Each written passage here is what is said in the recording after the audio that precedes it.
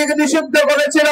আলহামদুলিল্লাহ 5ই আগস্টের পরবর্তী বাংলাদেশের জামাত ইসলামী এখন স্বাভাবিকভাবে তার কার্যক্রম পরিচালনা করছে।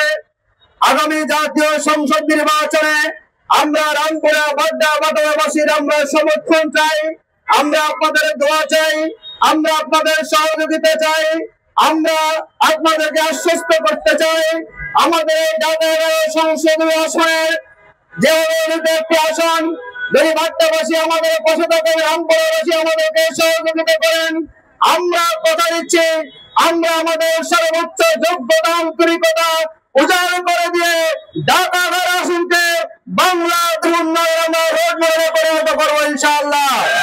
আমরা কথা দিচ্ছি এই এলাকায় একটা সরকারি হসপিটাল আমরা প্রতিষ্ঠা করবো। আমরা কথা দিচ্ছি এখানে সরকারি কলেজ নাই, আমরা উদ্যোগ গ্রহণ করবো।